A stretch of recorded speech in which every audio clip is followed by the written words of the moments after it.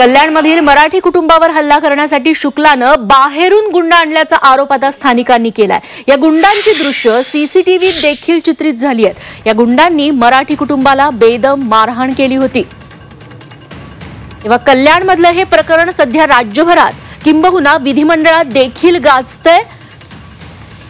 शुक्ला यांच्या घरी धूप लावण्यावरून आणि त्या धूपाचा धूर आहे त्याचा त्रास होत असल्याची तक्रार करण्यात आली आणि त्यानंतर त्यांनी मराठी कुटुंबाला शिवीगाळ केली, त्यांना तुच्छ लेखलं आणि त्यांना थेट रॉडने मारहाण केली, ज्याच्यामध्ये 3 जण जखमी झालेत। एकाच्या अंगावरती टाके देखील पडलेले आहेत आणि या प्रकरणी गुंड मागवण्यात आले होते अशी आता माहिती सीसीटीव्हीतून देखील समोर येतेय।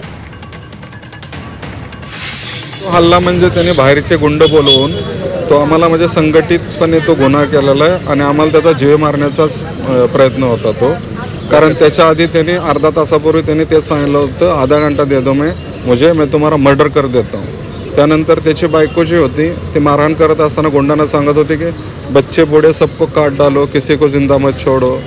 एवढं सगळं झाल्यानंतर त्यांनी आम्हाला एवढं खूप म्हणजे बेदम मारहाण केली। माझ्या भावाला पण पूर्ण हे लागलेलं आहे, तो आता हॉस्पिटलमध्ये आहे। मी हल्ला केला म्हणजे जीवघेणा हल्ला केला होता।